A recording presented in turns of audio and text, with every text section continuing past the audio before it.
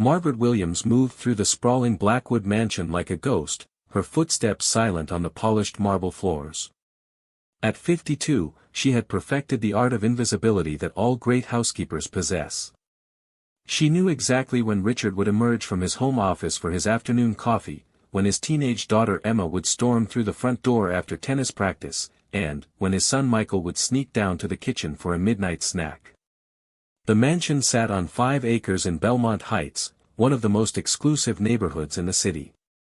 With its towering gates, security cameras, and manicured gardens, it looked like a fortress.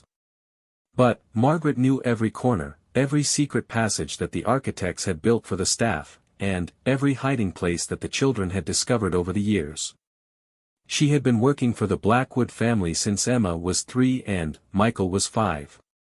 Back then, Richard's wife Catherine was still alive, and the house buzzed with dinner parties, charity galas, and the laughter of a complete family. Margaret remembered how Catherine would consult her about everything from menu planning to interior design, treating her more like a trusted advisor than hired help.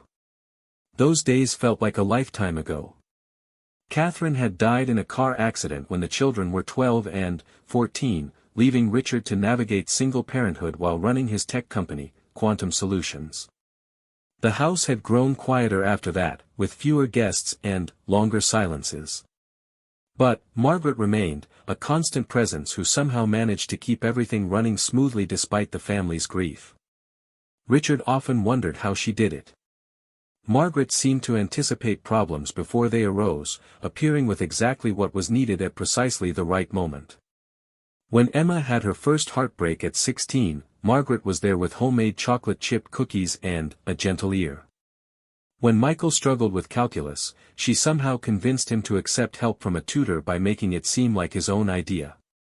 When Richard worked 18-hour days during a crucial product launch, Margaret ensured he ate proper meals and that his shirts were pressed without him ever having to ask.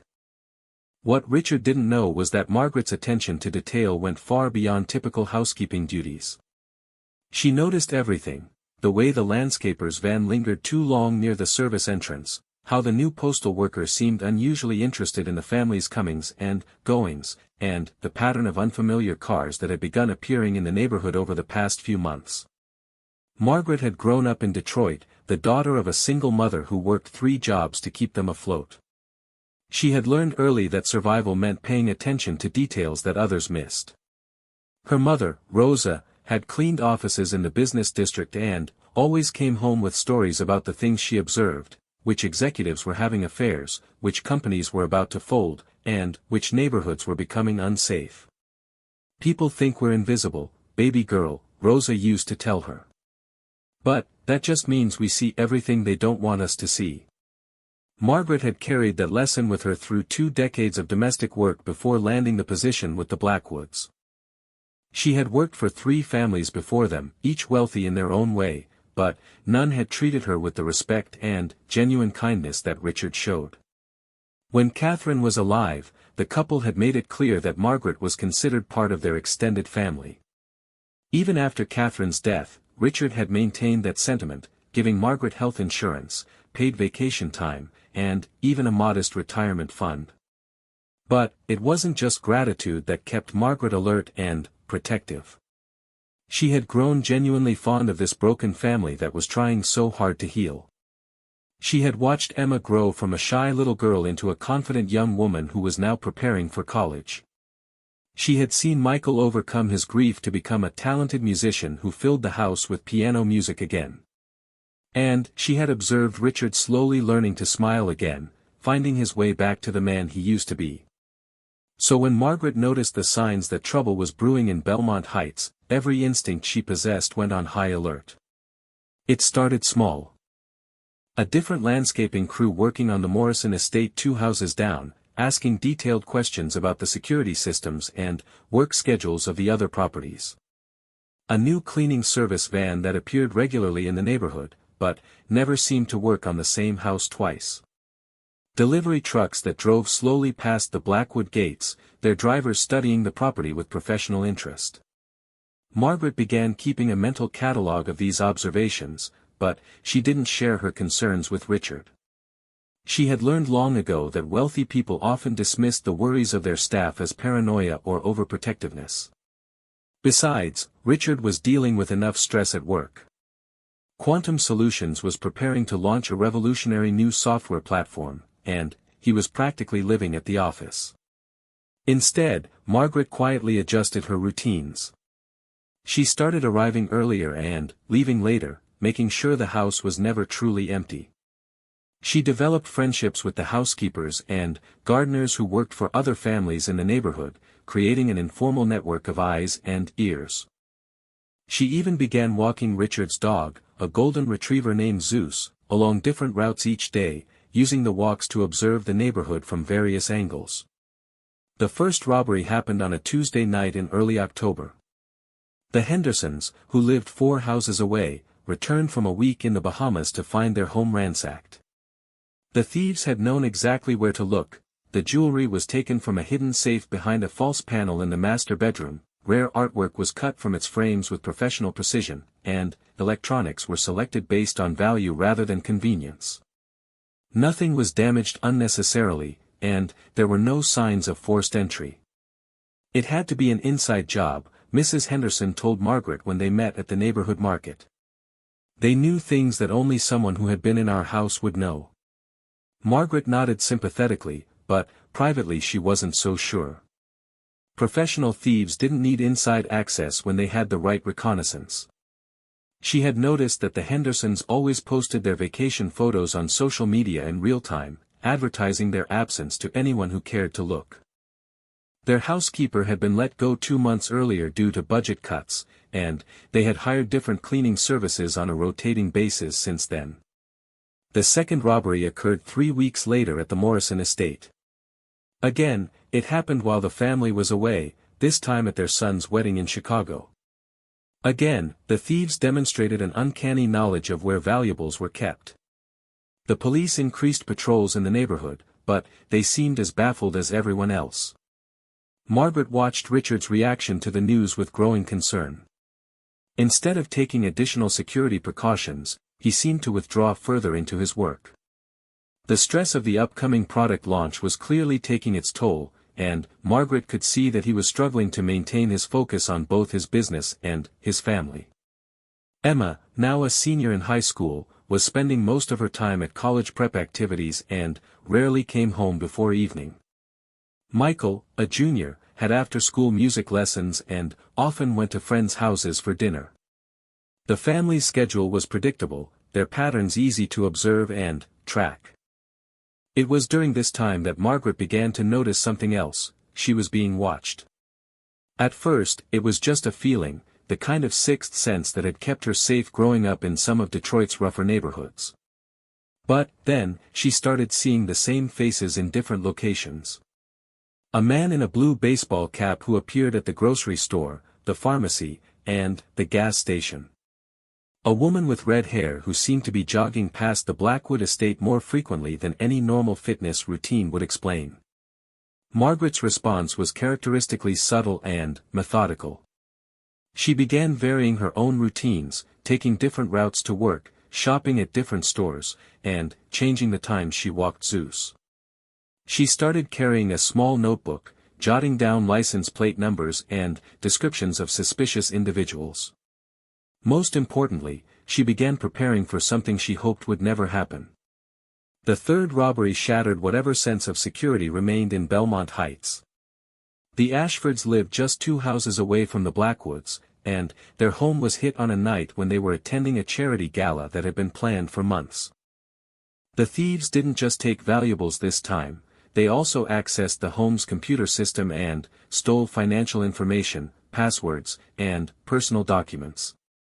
The message was clear: nowhere was safe, and the criminals were escalating their methods.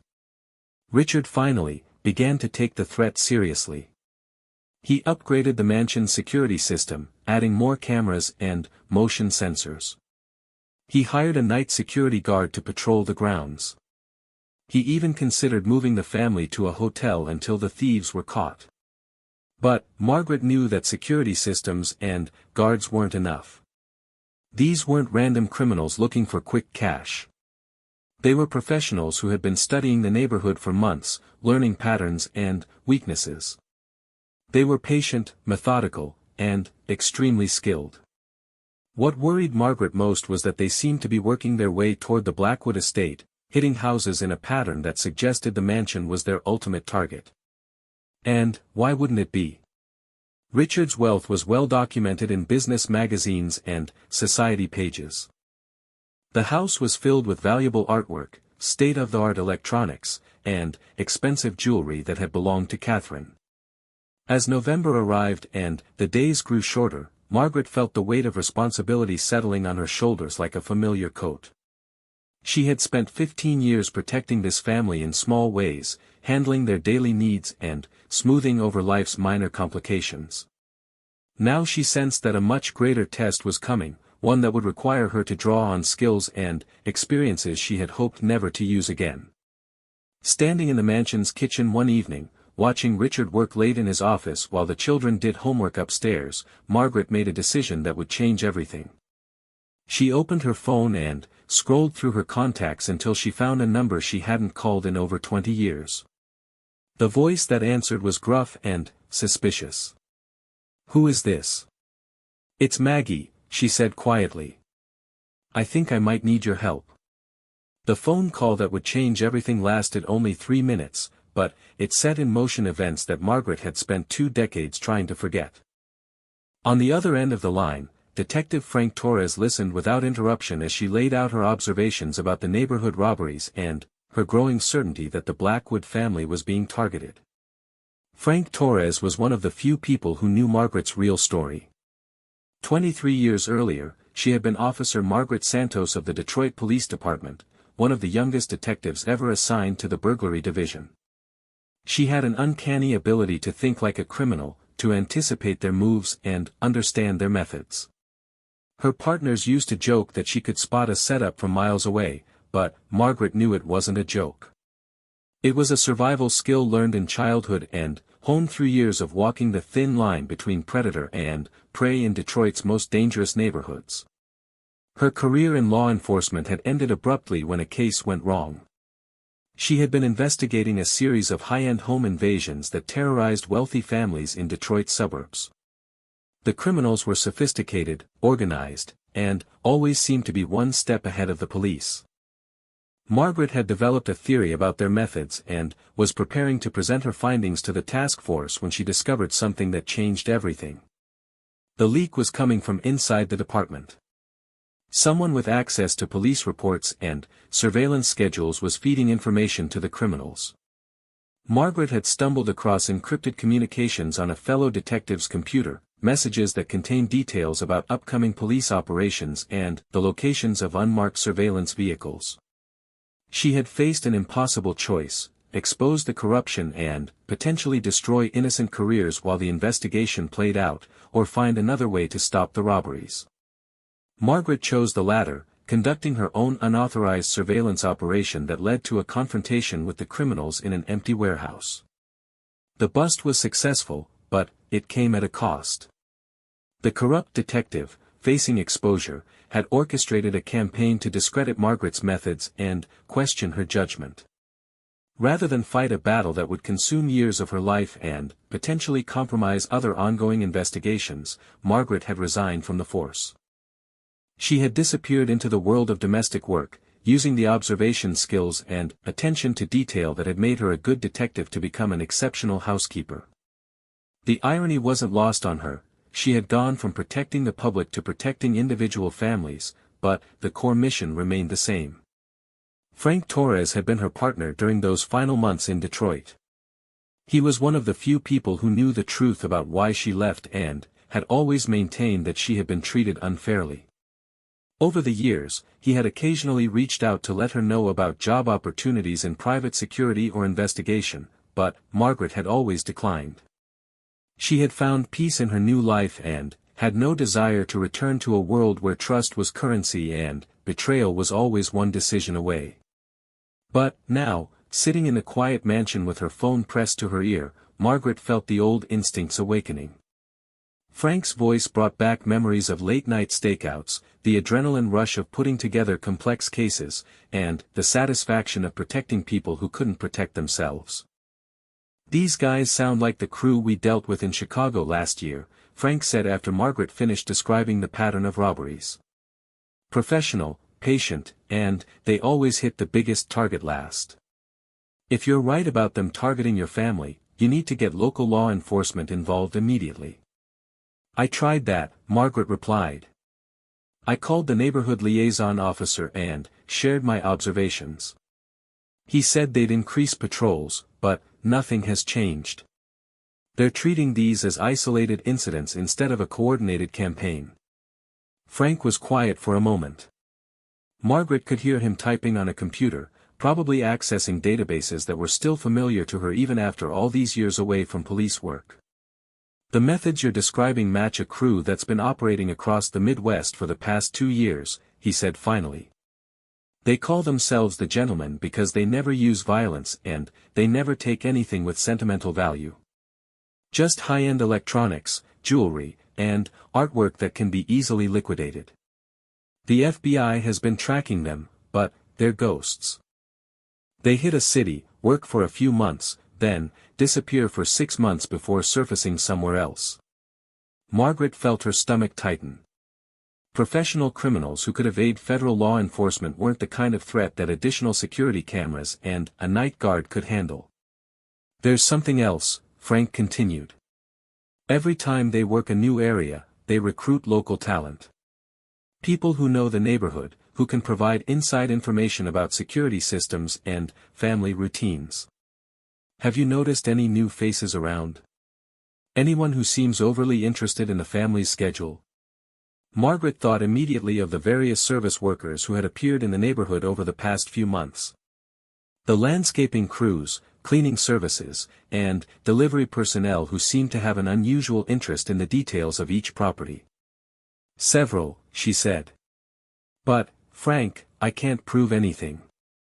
And, even if I could, the local police aren't equipped to handle something like this." "Then, you need to be ready to handle it yourself," Frank said bluntly. "These guys are going to hit your family's house, probably sooner than you think. The question is whether you're going to wait for it to happen or take control of the situation." After ending the call, Margaret sat in the darkened kitchen for a long time, staring out at the mansion's perfectly manicured grounds. The security lights cast long shadows across the lawn, and she found herself automatically cataloging potential hiding spots and entry points. The old training was coming back whether she wanted it to or not. The next morning, Margaret began making subtle changes to her routine. She started arriving at work an hour earlier, using the extra time to inspect the property for signs of surveillance or attempted break-ins. She repositioned certain items throughout the house, creating a system that would let her know if anyone had been inside during the family's absence. Most importantly, she began studying the family's schedule with the eye of someone planning either to protect them or to rob them. Richard's routine was fairly predictable. He left for the office each morning at 7:30 and rarely returned before 6 in the evening. Lately, he had been staying even later as the pressure mounted for his company's product launch. Emma had tennis practice on Mondays and Wednesdays, drama club on Tuesdays and Thursdays, and usually spent Friday nights at friends' houses. Michael had piano lessons on Tuesdays and Thursdays, soccer practice on Wednesdays and Fridays, and often went to friends' houses on weekends. The patterns were easy to observe and predict, exactly the kind of information that professional thieves would find valuable. Margaret realized with growing concern that she knew the family's schedule so well because she had been unconsciously thinking like the very criminals she was trying to protect them from. It was during this period of heightened awareness that Margaret began to notice the man in the blue baseball cap more frequently. She had first spotted him several weeks earlier, but now he seemed to appear everywhere she went. At the grocery store where she shopped for the family's meals. At the dry cleaner where she picked up Richard's shirts. At the coffee shop where she occasionally stopped to buy Emma's favorite pastries. Professional surveillance was different from casual observation. Margaret had conducted enough stakeouts during her police career to recognize the subtle signs, the way he positioned himself to have clear sight lines while remaining partially concealed, how he always seemed to be doing something natural like reading a newspaper or talking on his phone, and his ability to appear and disappear without drawing attention. Margaret decided to test her suspicions. On a Tuesday afternoon, she deliberately deviated from her normal routine. Instead of going straight home after grocery shopping, she drove to a shopping center on the other side of town. She parked near the entrance to a large department store and waited, watching the parking lot through her mirrors. 20 minutes later, the blue baseball cap appeared. The man parked 3 spaces away and pretended to check his phone while keeping Margaret's car in his peripheral vision. When she got out and walked toward the store, he followed at a discreet distance. When she abruptly changed direction and headed back to her car, he smoothly altered his path and returned to his vehicle. Margaret felt a cold satisfaction as she confirmed what she had suspected. She was definitely being watched, which meant the Blackwood family was definitely being targeted. The only question was timing. That evening, Margaret stayed late at the mansion, waiting until the family had gone to bed before conducting her own surveillance check. She walked the perimeter of the property, looking for signs of recent observation or attempted entry. Behind a cluster of oak trees near the eastern fence, she found what she was looking for: cigarette butts, food wrappers, and indentations in the soft earth where someone had been sitting for extended periods. The position provided a perfect view of the mansion's rear entrance, the service driveway, and the windows of both children's bedrooms. Whoever had been watching the house had chosen their location with professional expertise. Margaret photographed the evidence with her phone and carefully collected the cigarette butts in a plastic bag. If the police eventually became involved, DNA evidence might prove crucial. But, more importantly, the discovery confirmed that her instincts were correct. The Blackwood family was being studied, and time was running out. The next morning, Margaret made another difficult decision. She called in a personal favor with a contact from her police days, asking him to run background checks on the various service workers who had recently appeared in the neighborhood. The information that came back was both surprising and alarming. 3 of the workers she had flagged had criminal records for burglary and fraud. 2 others had provided false identification when they were hired, and their real names were associated with theft charges in other states. The landscaping company that had been asking detailed questions about security systems didn't exist at the address listed on their business license. Margaret now had enough evidence to convince local law enforcement to take the threat seriously, but she also knew that involving the police would likely spook the criminals into either fleeing or accelerating their timeline. Professional thieves like the gentleman didn't take chances when they sensed that law enforcement was closing in. That evening, as Margaret prepared to leave the mansion, she found Richard waiting for her in the kitchen. He looked exhausted, his usual confident demeanor replaced by obvious stress and worry. "Margaret," he said quietly, "I need to ask you something, and I want you to be completely honest with me." Margaret felt her pulse quicken. Had he noticed her changed behavior? Had someone else observed her surveillance activities? "Of course, Mr. Blackwood," she replied. "What can I help you with?" Richard hesitated, running his hands through his hair in a gesture of frustration that Margaret had seen countless times over the years. "Do you think we're safe here?" he asked finally. "I mean really safe. Because I've been thinking about these robberies, and I can't shake the feeling that we're next. There's something about the way you've been acting lately, like you're expecting something to happen. You've been here longer than anyone, and you notice things that the rest of us miss. So I'm asking you straight out, do you think they're coming for us?" Margaret looked into Richard's tired eyes and made a decision that would irrevocably change their relationship. After 15 years of protecting this family through small acts of service and quiet observation, it was time to protect them in a way that would reveal everything about who she really was. Margaret looked at Richard for a long moment, weighing 15 years of carefully constructed trust against the harsh reality of what she knew was coming. The kitchen felt suddenly smaller, the familiar surroundings taking on an almost surreal quality as she prepared to shatter the comfortable fiction that had defined their relationship. "Yes," she said simply. "They are coming for us, and, probably very soon." Richard's face went pale, but he didn't look entirely surprised. "How do you know?" Margaret walked to the kitchen island and leaned against it, her hands pressed flat against the cool granite surface. "Because I used to be a police detective, and I've been watching the same patterns that I used to investigate when I worked burglary cases in Detroit." The words hung in the air between them like a revelation that changed the color of everything around it. Richard stared at her, processing this information with the same methodical approach he brought to complex business problems. "A detective," he repeated slowly. "All these years, you've been." "A housekeeper," Margaret finished. "That part is real, Mr. Blackwood.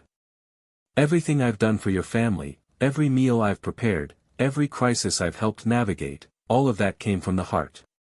But, yes, I have another set of skills, and, right now those skills are telling me that this house is being watched by professional criminals who are planning to rob you."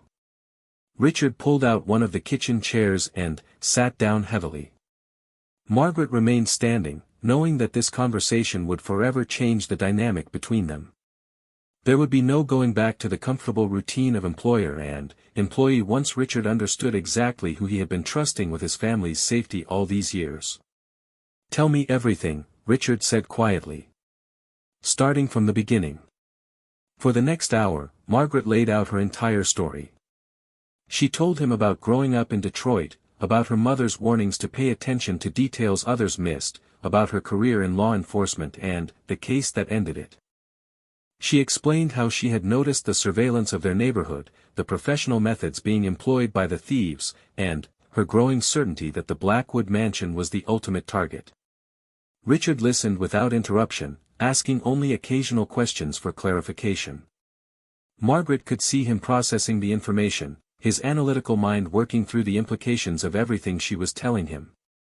When she finished, the kitchen was quiet except for the hum of the refrigerator and the distant sound of Michael practicing piano upstairs. "The man you called," Richard said finally. "Frank Torres. He's still a police officer." "Detective," Margaret confirmed. "He works organized crime now, based out of Chicago. He's been tracking a crew that matches the methods we're seeing here." Richard nodded thoughtfully. "And, you think they're going to hit us soon?" "I think they've been studying this house for weeks," Margaret said. "They know your schedule, the children's routines, and, probably the layout of the security system. The only question is when they'll make their move." Richard stood up and walked to the window, looking out at the grounds that had always felt like a sanctuary but now seemed vulnerable and exposed. "What do you think we should do?" The question surprised Margaret. She had expected anger, or at least a demand for an explanation about why she had hidden her background for so long. Instead, Richard was asking for her professional opinion, treating her like the expert she was rather than the employee she had pretended to be. "We have several options," Margaret said carefully. "We can call the police and FBI, but that might spook the thieves into either running or accelerating their timeline. We can move the family to a hotel until the threat passes, but professional criminals are patient and they'll just wait for you to come back." Or what?" Richard prompted. Margaret hesitated. The third option was the most dangerous, but it was also the one that appealed to every instinct she had developed during her years in law enforcement. "We can let them come, but be ready for them," she said finally. "Set a trap that gives law enforcement the best chance of catching them and preventing them from hitting other families." Richard turned from the window to face her. "You're talking about using my family as bait." "I'm talking about taking control of a situation instead of letting it control us," Margaret replied. "But, yes, there would be risks involved. And I would never suggest it if I wasn't completely confident that we could protect you and the children." For the next several minutes, they discussed the practicalities of each option. Richard's first instinct was to call the police immediately, but Margaret explained how professional criminals monitored police communications and would likely disappear at the first sign of official investigation. His second impulse was to take the family away, but Margaret pointed out that the gentleman had demonstrated patience in other cities, sometimes waiting months for their primary target to become available again. "If we're going to do this," Richard said finally, "what would you need?" Margaret felt a familiar surge of adrenaline, the same feeling she used to get when a complex case was finally coming together. "First, we need to control the timing. I've been documenting their surveillance patterns, and I think they're planning to hit us this Friday night. Emma will be at a sleepover, Michael has a friend's birthday party, and you're supposed to be at that charity dinner downtown." "Supposed to be?" Richard asked. "The charity dinner was announced in the society pages 2 weeks ago," Margaret explained. "Anyone studying your schedule would know that Friday night gives them the longest window of opportunity." Richard nodded. "So we let them think we're following our normal routine, but we're actually here waiting for them." "We and law enforcement," Margaret corrected. "But it has to be done carefully. No marked cars, no obvious police presence that they could spot from their surveillance positions." Richard was quiet for several minutes, staring out the window at the property that represented everything he had built for his family. Finally, he turned back to Margaret with the decisive expression she had seen him wear during difficult business negotiations. "What do you need from me?" he asked. Margaret felt a wave of relief. After 15 years of protecting this family indirectly, she was finally going to be able to do it with Richard's full knowledge and cooperation. "I need you to trust me completely," she said. "And I need you to understand that once we set this in motion, there's no going back. These people are dangerous, and, even with law enforcement backup, things could go wrong."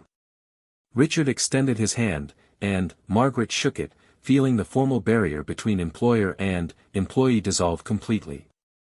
"I've been trusting you with my family's safety for 15 years, Richard said. "I'm not going to stop now." The next morning, Margaret contacted Frank Torres again, this time with a specific proposal. She explained the situation, her plan, and the cooperation she had secured from Richard. Frank was initially skeptical, pointing out the numerous ways that using civilians in a law enforcement operation could go wrong. "These guys are professionals, Maggie," he warned. "If they sense a trap, they could turn violent.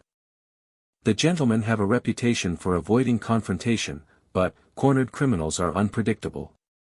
Which is why we need to make sure they don't realize it's a trap until it's too late," Margaret replied. "I know how they think, Frank.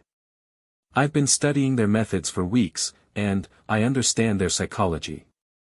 They're confident, maybe overconfident, because they've been successful for so long. That confidence is their weakness." Frank agreed to contact the local FBI field office and arrange for a coordinated response. Margaret would continue her surveillance of the criminal surveillance, documenting their patterns and identifying the optimal moment for intervention. Richard would maintain his normal routine while quietly preparing for Friday night's confrontation. The next 3 days passed with agonizing slowness. Margaret found herself hyper-aware of every detail, watching for any sign that the criminals had detected the change in the situation. She varied her own routine slightly, testing whether the man in the blue baseball cap would adjust his surveillance accordingly.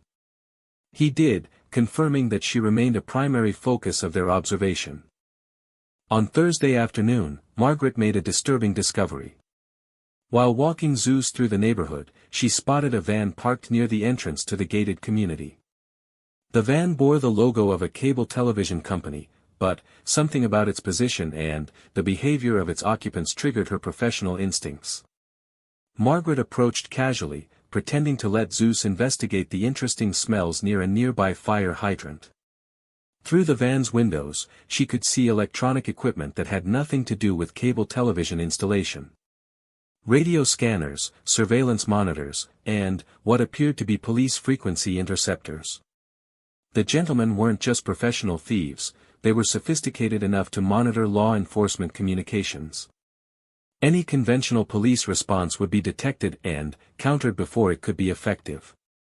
That evening, Margaret shared this discovery with Frank during their nightly check-in call.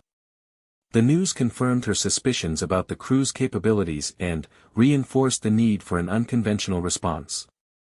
The good news is that the FBI has identified 3 members of the crew from your surveillance photos, Frank reported.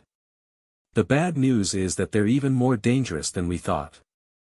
The leader, Marcus Webb, has military training and has been wanted in connection with a dozen high-end thefts across the country. Margaret felt a chill of apprehension, but also a familiar sense of professional challenge. She had dealt with military-trained criminals before, and she knew that their training could be both an advantage and a weakness. Military precision meant predictable tactics, and predictable tactics could be anticipated and countered. "What's the FBI's plan?" she asked. "They want to flood the area with undercover agents starting tomorrow morning," Frank replied. "Plainclothes officers posing as joggers, dog walkers, maintenance workers. They'll try to blend in while positioning themselves for Friday night." Margaret shook her head even though Frank couldn't see her. "That won't work. These guys have been studying the neighborhood for weeks. They'll spot unfamiliar faces immediately. We need something more subtle. What do you have in mind?" Margaret looked out the kitchen window at the mansion's grounds, her mind working through the tactical possibilities. The property's layout, the criminal surveillance positions, and the family's normal routines all had to be factored into a plan that would neutralize the threat without endangering innocent lives. "We're going to give them exactly what they expect to see," Margaret said finally. "A wealthy family following their predictable routine, a house that appears to be empty and vulnerable, and an opportunity that seems too good to pass up. But, we're going to control every aspect of what they think they're seeing." As she explained her plan to Frank, Margaret felt the old excitement of putting together a complex operation. It had been over 20 years since she had planned anything this intricate, but the skills were still there, waiting to be used when her adopted family needed them most. Friday arrived with deceptive normalcy. Margaret went through her usual morning routine, preparing breakfast for the family and organizing the day's activities with the same calm efficiency she had displayed for 15 years. But, beneath the familiar surface, every movement was calculated, every decision made with an awareness that this day would determine whether her carefully constructed plan would save the Blackwood family or put them in greater danger. The key to the entire operation was maintaining the appearance of normal family life while secretly preparing for the evening's confrontation. Richard left for work at his usual time, but, instead of going to his office, he drove to a FBI safe house where agents briefed him on his role in the night's events. Emma departed for school as scheduled, but would be picked up by FBI agents posing as her friends' parents and taken to a secure location. Michael's routine was similarly altered, with undercover officers ensuring his safety while maintaining the illusion that he was following his normal schedule. Margaret remained at the mansion, performing her regular duties while secretly conducting final preparations. She had spent the previous evening identifying every potential entry point, escape route, and hiding place on the property.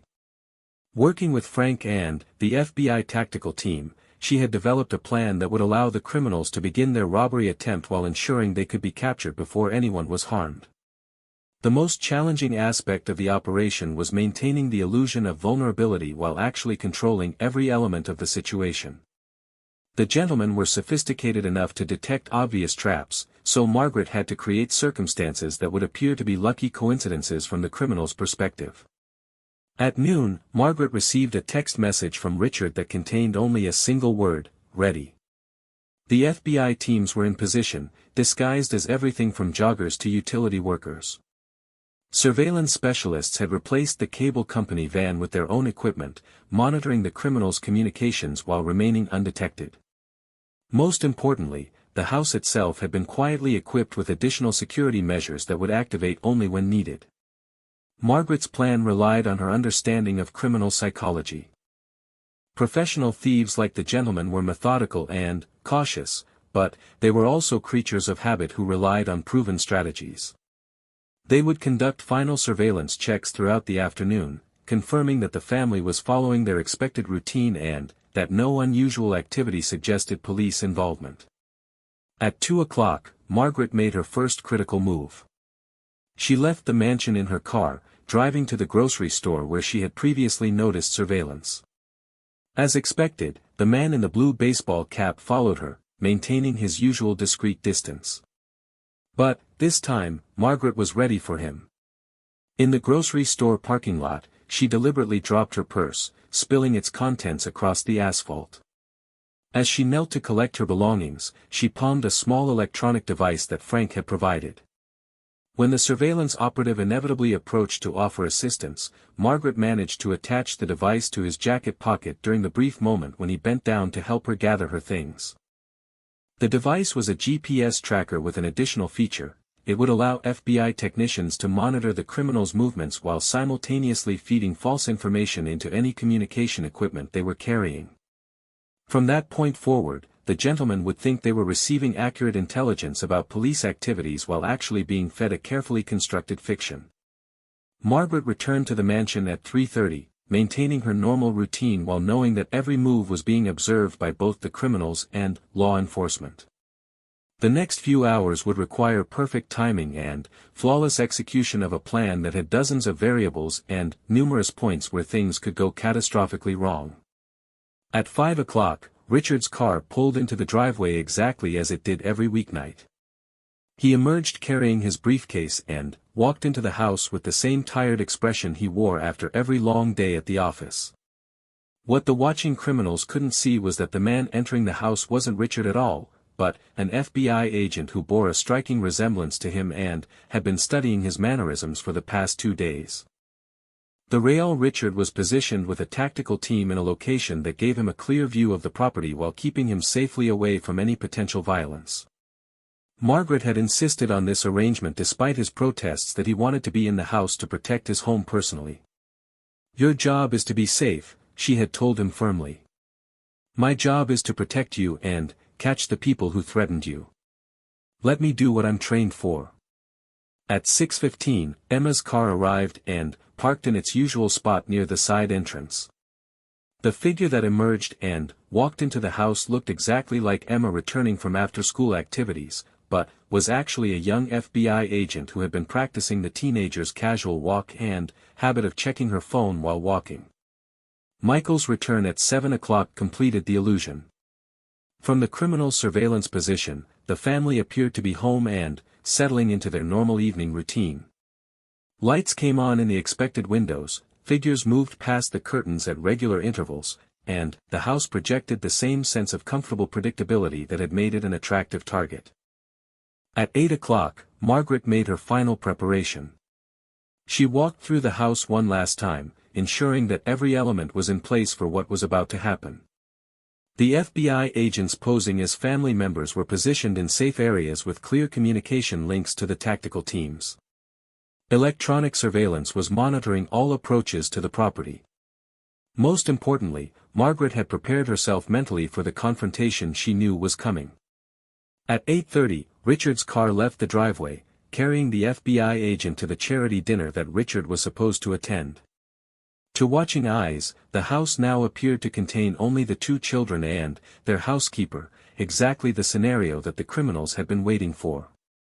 Margaret positioned herself in the kitchen, ostensibly cleaning up after dinner while actually monitoring the tactical radio frequency that connected her to Frank and the FBI teams. Through her earpiece, she could hear the steady stream of updates as surveillance teams tracked the criminals' final preparations. "Suspect 1 is moving toward the eastern perimeter," came the first report at 9:15. "Suspect 2 is approaching the rear entrance. Suspect 3 remains in overwatch position." Margaret felt her pulse quicken as the familiar adrenaline of a police operation flooded her system. After 23 years away from this kind of work, her body remembered exactly how it felt to stand at the center of a carefully orchestrated law enforcement action. "All units, maintain positions," Frank's voice came through the earpiece. "Let them commit to entry before we move." Margaret watched through the kitchen window as shadows moved across the lawn with professional stealth. The gentlemen were good at their job, moving with the kind of fluid coordination that came from extensive experience and careful planning. But, they were walking into a trap designed by someone who understood their methods better than they understood themselves. At 9:30, the power went out. Margaret wasn't surprised by this development. Cutting electrical power was a standard tactic for sophisticated thieves, designed to disable security systems and create confusion. What the criminals didn't know was that the house's security system had been modified to operate independently of the main electrical grid, and that their actions were being monitored through night vision equipment that was unaffected by the power outage.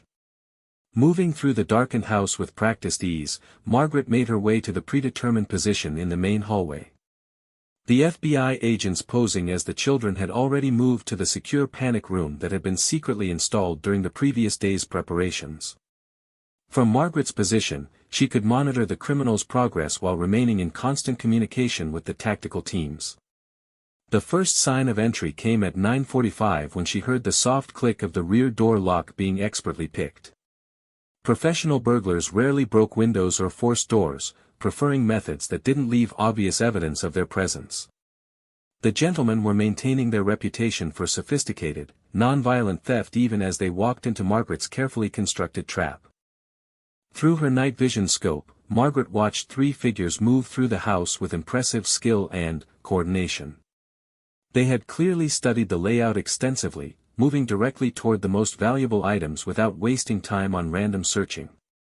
Their efficiency was actually helpful to Margaret's plan, since it meant they would be focused on their objectives rather than watching for signs of ambush.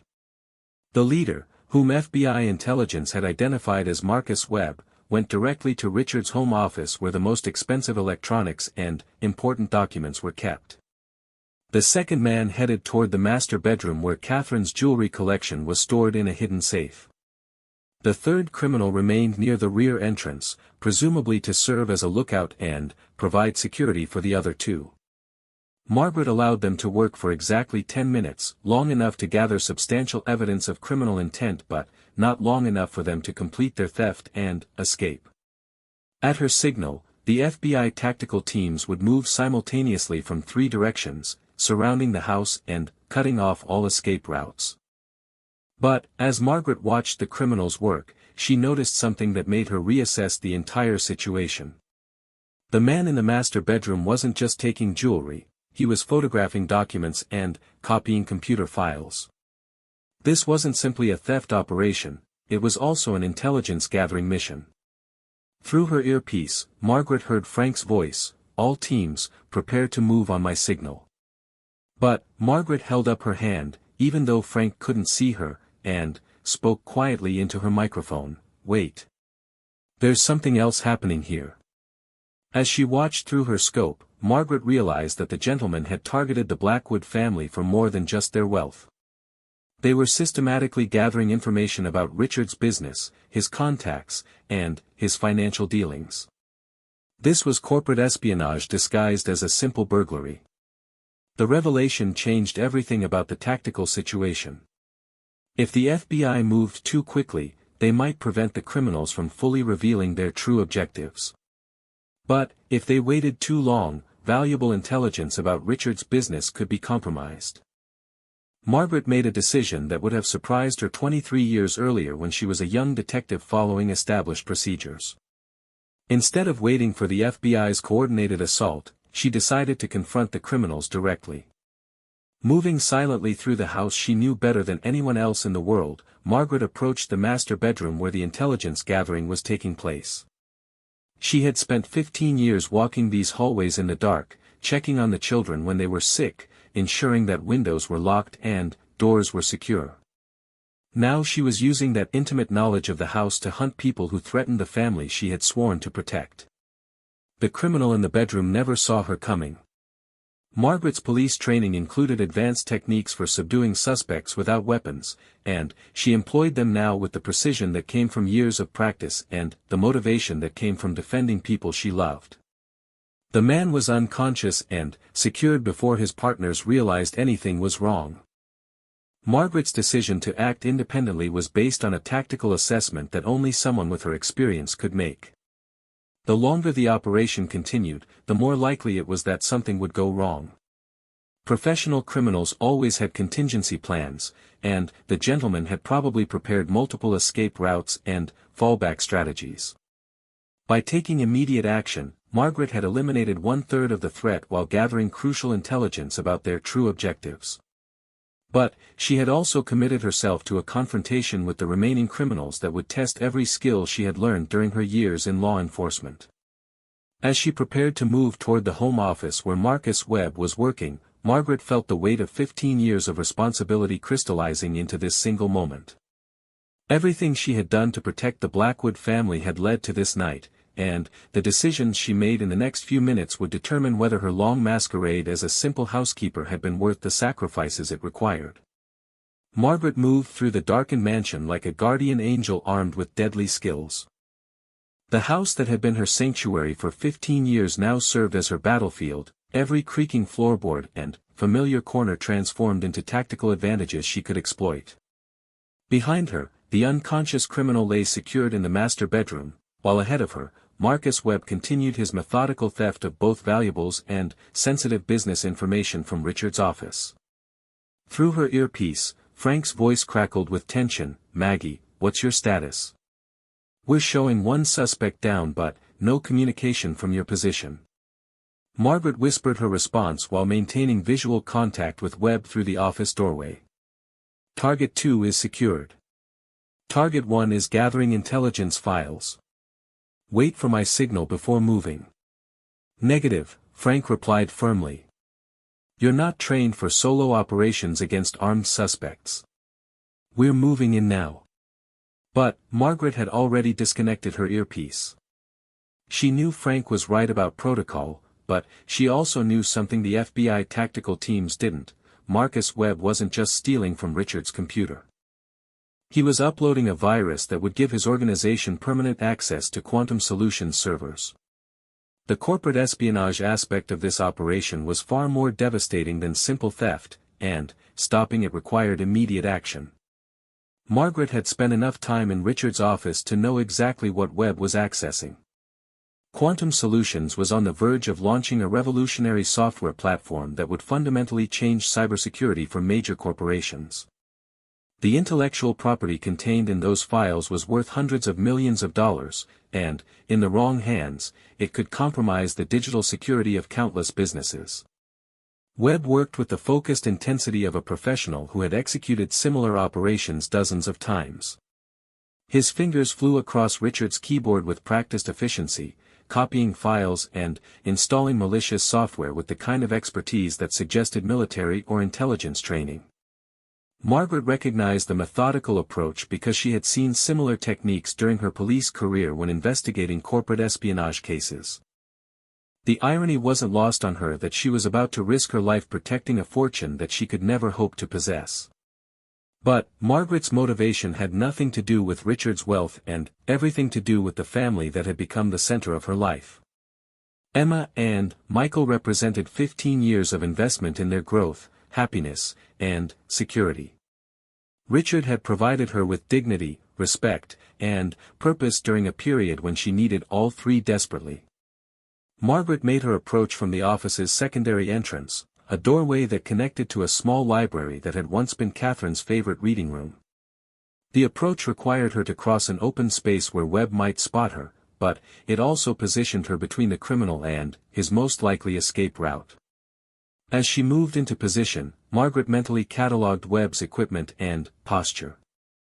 He was wearing dark clothing that suggested body armor, and a small tactical pack that likely contained electronic equipment and, possibly weapons.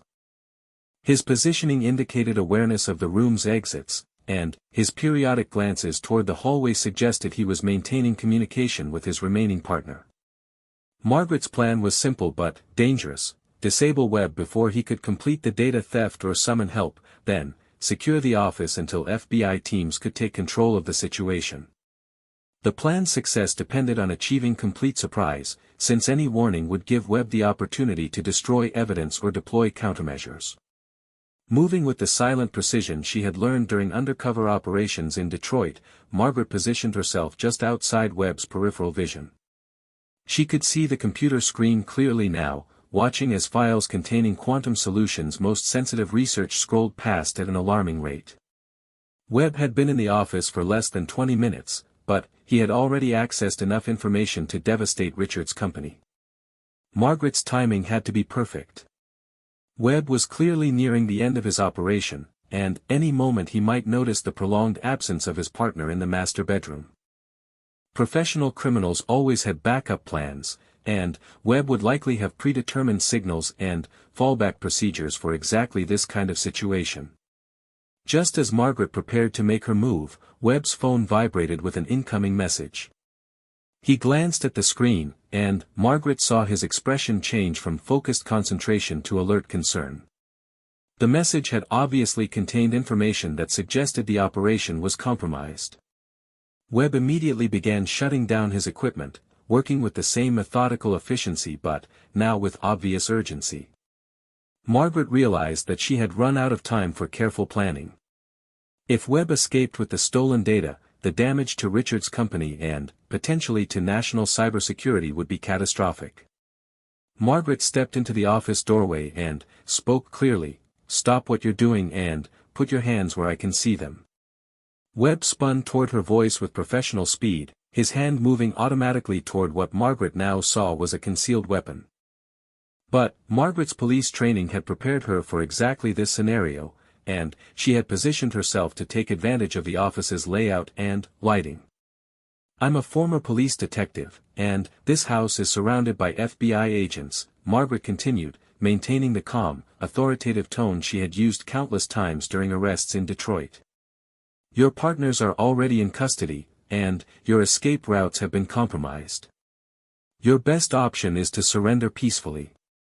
Webb's eyes narrowed as he processed this information, clearly trying to determine whether Margaret was bluffing or whether his operation had indeed been compromised. Professional criminals were trained to assess threats quickly and accurately, and Margaret could see him calculating the odds of various responses. "You're the housekeeper," Webb said finally, his voice betraying surprise despite his attempts to maintain control. "We've been watching you for weeks. You don't fit the profile of law enforcement." "That was the point," Margaret replied. "Now step away from the computer and keep your hands visible." Instead of complying, Webb made the decision that Margaret had been hoping he would avoid. His hand moved toward his weapon with trained speed, but Margaret's response was faster. 15 years of domestic work hadn't dulled the reflexes she had developed during her police career, and the muscle memory of tactical situations remained sharp despite decades of disuse. Margaret's tackle caught Webb off balance, sending both of them crashing into Richard's expensive office furniture.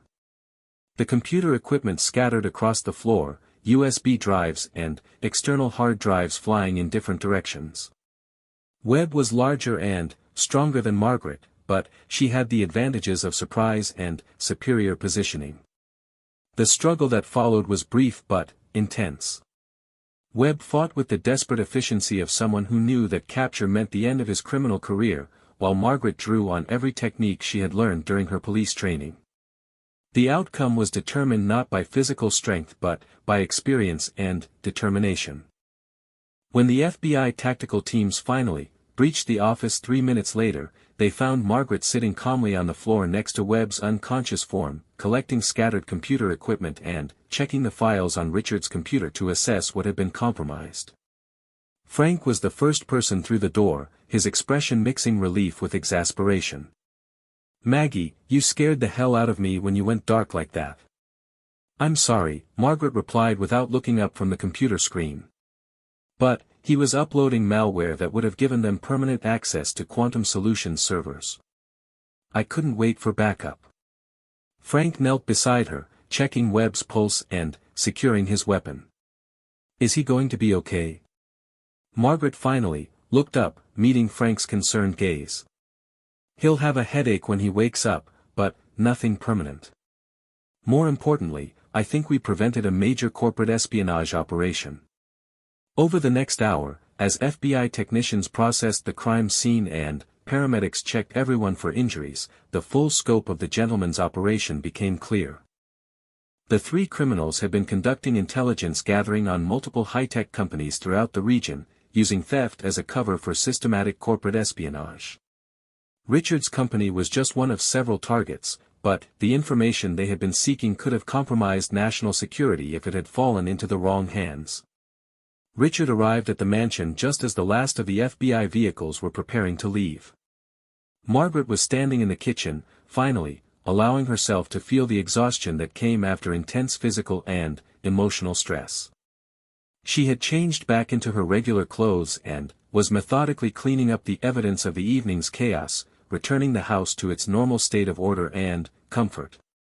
"Margaret," Richard said as he entered the kitchen, his voice containing emotions that he was clearly struggling to process. "I don't know how to thank you for what you did tonight." Margaret looked at him, this man who had provided her with 15 years of stability and purpose, and realized that everything between them had fundamentally changed. She was no longer just his housekeeper, and he was no longer just her employer. The events of the evening had forged a different kind of relationship, one based on trust and mutual respect that transcended their previous roles. "You don't need to thank me," Margaret said quietly. "This is my family too, Mr. Blackwood. I was just protecting what matters to me." Richard nodded, understanding the deeper meaning behind her words. "What happens now?" Margaret had been thinking about that question throughout the evening. Frank had already offered her a position with a private security firm that specialized in protecting corporate executives. The FBI had hinted about consulting opportunities that would allow her to use her unique combination of domestic and law enforcement experience. For the first time in 23 years, she had professional options that didn't require hiding her real background. "I don't know," Margaret admitted. "A lot has changed tonight." "Not everything," Richard said firmly. "Emma and Michael are going to need you more than ever as they navigate the next few years. And I'm going to need someone I can trust absolutely to help me rebuild the security of my business and my family. If you're willing to stay, we can figure out what your new role looks like." Margaret smiled, feeling a weight she hadn't realized she was carrying finally lift from her shoulders. For 15 years, she had protected this family while hiding essential parts of herself. Now she could protect them honestly, using all of her skills and experience without pretense or deception. "I'd like that very much," she said. 6 months later, Margaret Williams stood in the same kitchen where she had first revealed her secret to Richard, but everything about her situation had changed. She was now Director of Security for Quantum Solutions, a position that allowed her to use her law enforcement background to protect not just the Blackwood family but the hundreds of employees who depended on the company for their livelihoods. Emma had left for college but called regularly to talk about her classes, her relationships, and her plans for the future. Michael was finishing his senior year of high school and had been accepted to several prestigious music conservatories. Richard had successfully launched his software platform and was now working on expanding the company internationally. The house still felt like home to Margaret, but now it felt like a home where she truly belonged rather than a place where she was welcome despite being fundamentally different. She had an apartment in the guest wing, health insurance that covered both physical and mental health care, and a retirement account that would ensure her security in old age. More importantly, she had a family that knew exactly who she was and loved her not in spite of her complicated history but because of everything that history had taught her about loyalty, courage, and the true meaning of protection. Standing at the kitchen window on a peaceful Sunday morning, watching Richard and Michael work together in the garden that Catherine had once loved, Margaret reflected on the unexpected paths that life could take. She had come to this house as a woman hiding from her past, seeking nothing more than steady work and a quiet place to heal from old wounds. Instead, she had found a family that needed her unique combination of skills, a purpose that utilized all of her talents, and a future that honored both the person she had been and the person she had chosen to become. The wealthy man had indeed seen his housekeeper remain composed as robberies spread throughout their neighborhood. But what had stunned everyone wasn't just her calm demeanor during the crisis, it was the revelation that sometimes the most extraordinary people choose to hide their light under the most ordinary circumstances, waiting for the moment when their true gifts are needed most. Margaret Williams had spent 23 years preparing for a single night when everything she had learned about courage, justice, and family would be put to the ultimate test. When that night arrived, she was ready, and she had done what she always did, whatever was necessary to protect the people she loved. In a world where trust is a luxury few can afford, Margaret Williams had spent 15 years cleaning the mansion of tech billionaire Richard Blackwood. She had watched him build an empire, survive a bitter divorce, and raise 2 children as a single father. But, when a series of sophisticated burglaries began targeting the wealthiest homes in their exclusive neighborhood, Richard discovered that the woman who had quietly observed his life from the shadows possessed secrets that would change everything he thought he knew about loyalty, courage, and the true meaning of family. What Margaret did during those terrifying months didn't just protect his fortune, it revealed a past so extraordinary that it would make headlines around the world and, forever alter the lives of everyone she touched. This is the story of how a housekeeper's calm composure during chaos uncovered a truth that no one saw coming.